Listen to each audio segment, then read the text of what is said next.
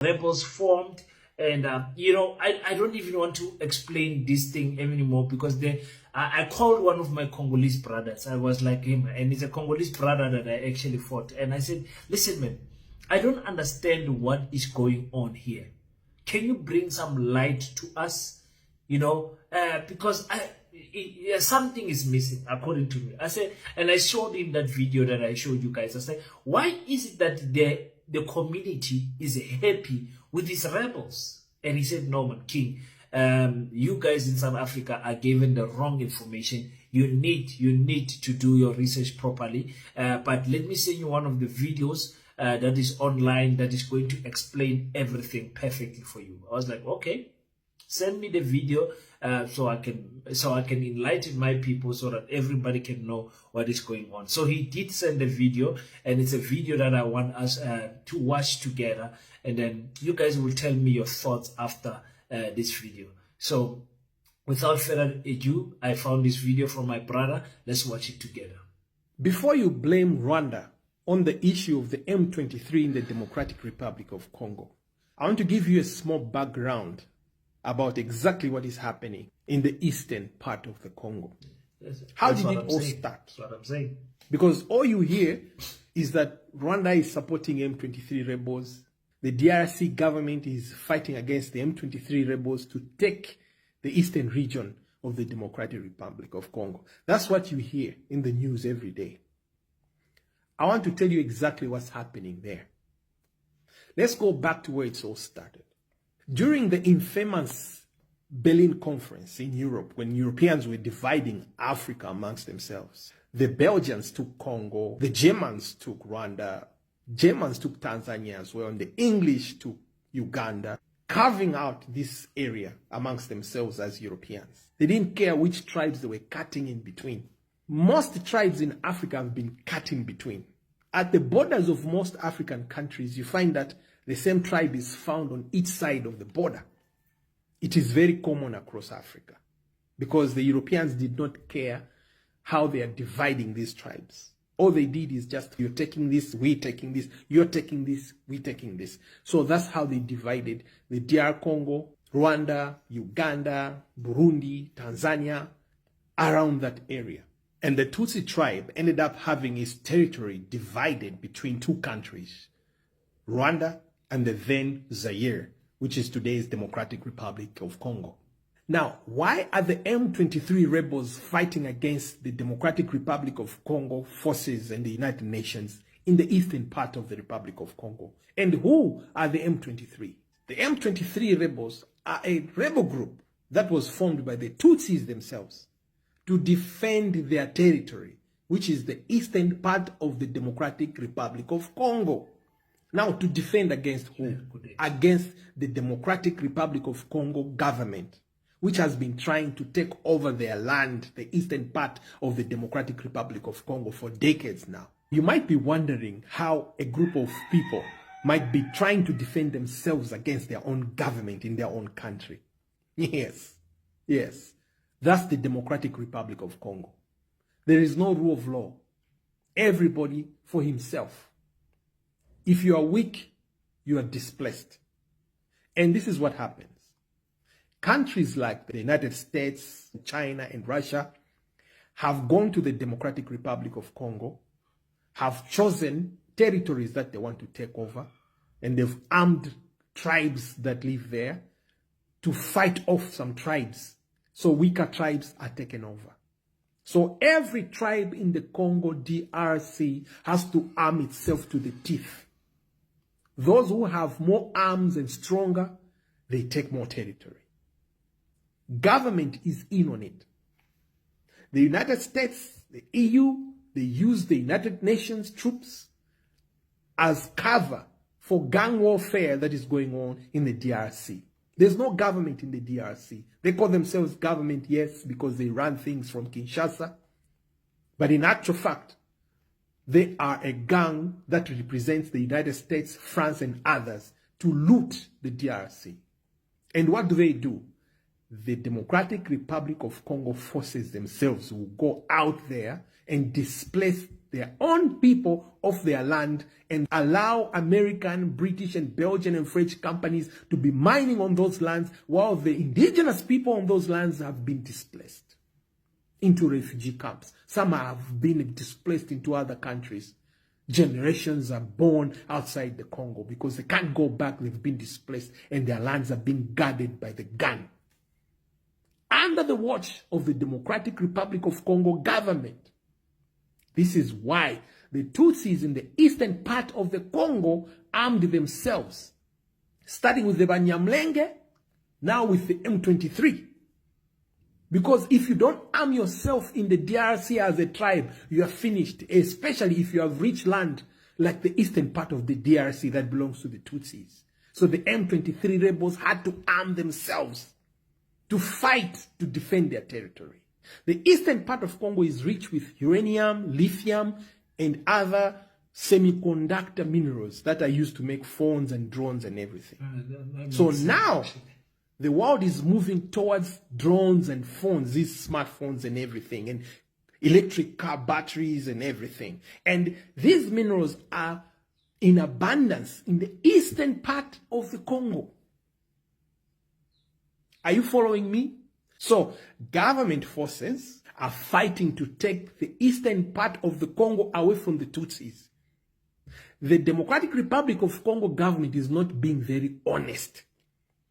The truth is, they are fighting to take away the eastern part of the Congo so that the United States and other countries can enjoy exploiting those minerals in the eastern part of Congo after displacing the people, the Tutsis, the rightful owners of the eastern part of the Congo. Now, how does Rwanda come in? Follow me now. Rwanda comes in because there is a Tutsi government in Rwanda. And they are one people, by the way. They are just divided by the borders. They speak one language. They have one culture. They have the same religion. So they went to Rwanda and asked for help from Rwanda. So what does Rwanda do? They are countrymen. They are clansmen. Can they let them down? No. Because even when they are mining their own land as Tutsis in the eastern part of the Republic of Congo, they are not going to export their minerals that they are mining from there through Kinshasa or through other places. They have to find safer routes that they trust. So where are the safer routes to get the minerals out? It's Rwanda and Uganda. Do you understand what's going on here? So they fostered a relationship with Rwanda. Now, what does Rwanda benefit? From the exports, of course. One. Number two, after the genocide in Rwanda, it was a fight between the Hutus and the Tutsis. The Hutu tribe also is found in Democratic Republic of Congo, and it was divided in half by the Europeans. It is also found in the Democratic Republic of Congo, by the way. This is how complicated this whole thing is. So now, the Hutus, after being defeated in Rwanda, they escaped to the DRC. So when they escaped to the DRC, they were regrouping there to come and overthrow the government by force in Rwanda. So I said, how does the Rwandan government benefit from this scenario? Number one, I said, exportation through Rwanda of minerals. Number two, national security of the Rwandan government, the Rwandan people, has to be guaranteed.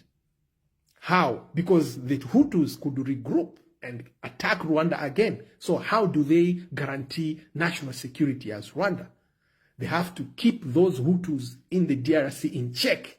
So how does Rwanda do that? They use their clansmen, the Tutsis that are found in the DRC, to keep the Hutus in the DRC in check. Do you see there? So that's the second way that Rwanda is benefiting from the relationship that it has with the Tutsis that are found in the DRC. Now, the DRC government is not being honest because they are trying to push the Tutsis out of the eastern part of the Congo, saying they have to go back to Rwanda. Where do they go back to? The eastern part of the Republic of Congo is their land. It is their land. You cannot expel a people and leave their land. The DRC government is not being honest. What they want is the minerals, the uraniums and the lithiums and other semiconductor minerals that are found in the eastern part of the Congo, the land that belongs to Tutsis. So they want to expel the Tutsis from there to Rwanda. You cannot, because these people is their land. The Europeans just divided it and said, this is Congo, this is Rwanda. So the DRC government, by not being honest on this issue, is complicating things. And the United Nations is coming in an already chaotic situation. But everybody knows the United Nations is the United States.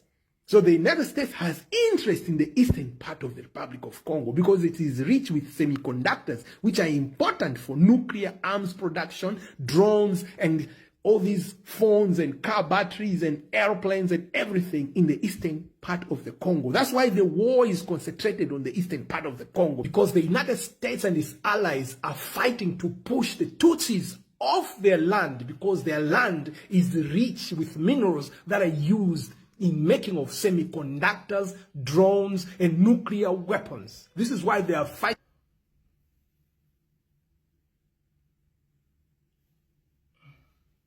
Okay, yeah. So, this was my gut feeling, man. This was my gut feeling when I was watching what was happening there. And thank God I came across that video of the M23 rebels getting into that village in the east of the DRC. It was my gut feeling that we've been fed wrong information. During our time here in South Africa, Mandela, the Mkhonto weSizwe was named and listed as a terrorist group. So it is those type of things that will continue to haunt us as Africa.